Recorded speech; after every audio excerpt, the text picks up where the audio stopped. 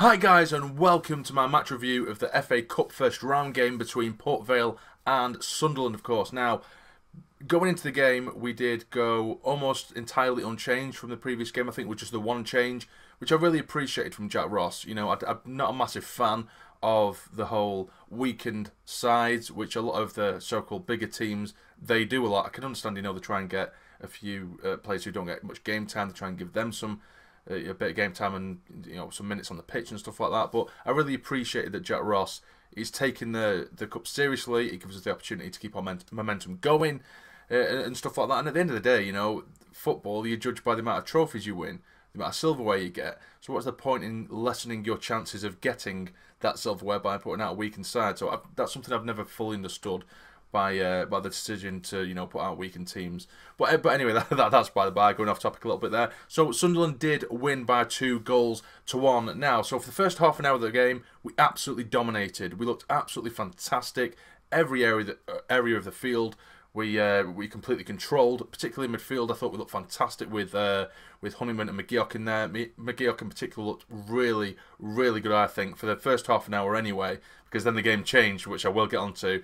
But 40 seconds into the game, just 40 seconds, or 39 seconds I think it was, into the game, after kick-off, Honeyman gets himself a goal. He finds himself in the ball just on the edge of the area, and he bends it into the bottom corner, which is really, really good. A fantastic, perfect start. And I thought, we're going to smash him here. We're going to absolutely smash him. Then lo and behold, I think it was the 18th, 19th minute, we get another goal. Gooch finds himself with a bit of space around the edge of the box, and he plays the reverse shot into the bottom left-hand corner, which does the keeper, and we're 2-0 up. And I honestly thought we're going to absolutely steamroll them.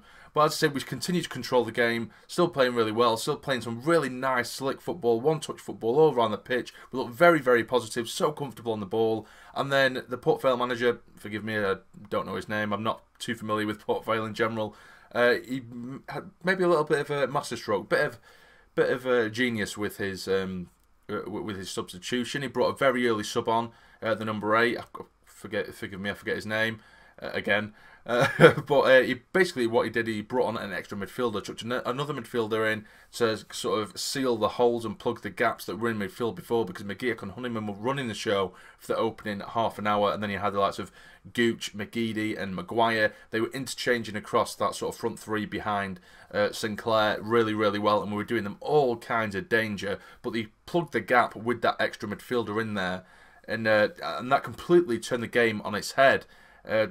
Even when they did bring the sub on, don't get me wrong, we were still pretty much in control of the game, but they were still getting a little bit closer to our their final third. You know, that they were getting the odd half chance here and there, and eventually they did get themselves a goal back not too long before half time, which, you know, I don't think it was fantastic defending.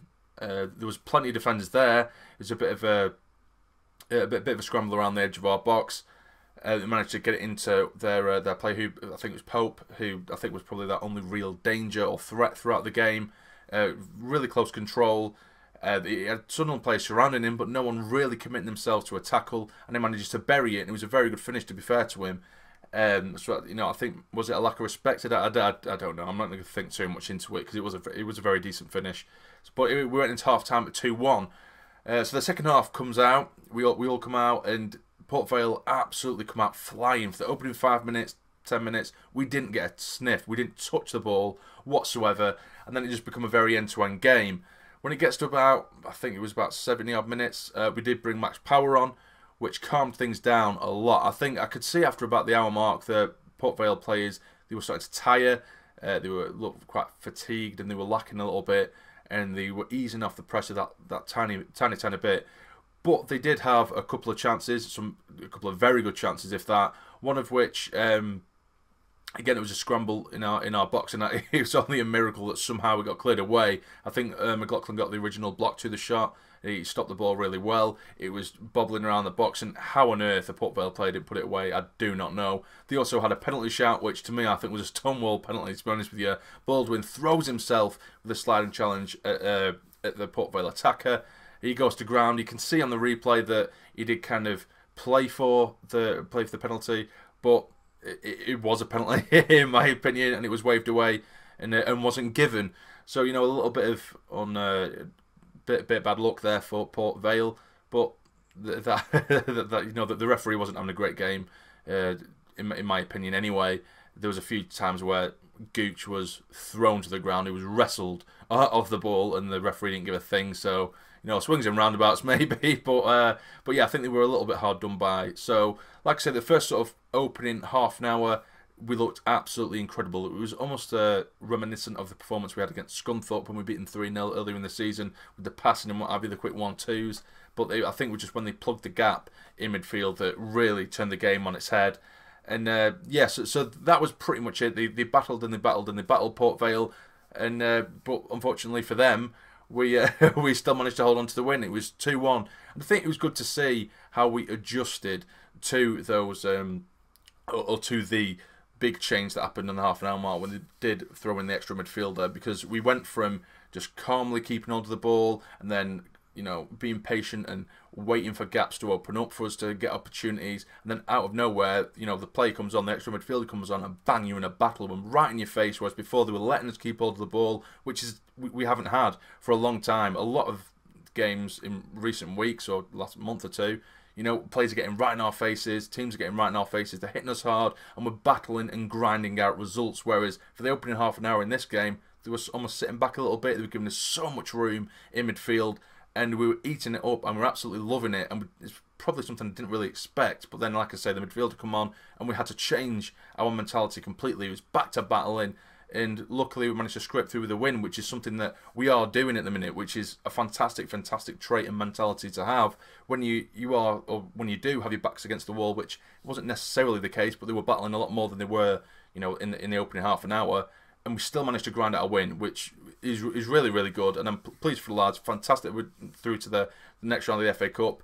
You know, you could argue, you know, don't think too much into it. It was only Port Vale, but they battled their socks off, you know. And they earned the right to be in that game. They were very, very decent, well, other than the half an hour that I keep mentioning at the beginning of the game, where I really wish we just put them to bed at that point. It would have made my life a lot easier watching the game. But all in all, you know, I'm really happy with the result, of course, as we did win. But we do now have Morecambe to go to in the Checkatrade Trophy next week, which is a game I'm looking forward to. And in this one, I do expect probably a few changes with the games being so close together. It's only in a couple of days, I think. It is only in 2 days. It's on Tuesday, so it'd be interesting to see the lineup that Jack Ross goes with. They're more than likely a weakened side, but I think that's, you know, that's a given considering there is only 48 hours between both games. And then next weekend, we do have Wycombe, which will be a very interesting one as well. Hopefully, we can keep this momentum going. We've got this winning mentality, this battling mentality, which is it's absolutely excellent. And yeah, it's just a good time to be a Sunderland fan, isn't it? Because, you know, we've been through so much shit over the years, and now it's almost like we're expecting wins. And, you know, you can say, you know, it's because you're in League One, but there's so much more to it than that. Of course there is.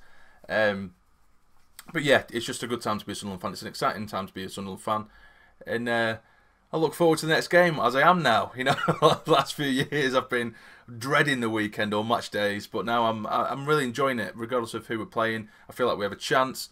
You know, I'm not going to think too much into it because, again, it was only round 1 of the FA Cup, but it would be nice to get a little cup run going. It'll definitely be exciting to see how we get on in this one. But that is pretty much it, guys, so I will leave it there. I hope you have enjoyed my little match review there. So please like the video if you have enjoyed, and subscribe to the channel if you're not already to become a fully fledged member of the Sarny Army. But for now, you take care and stay jammy.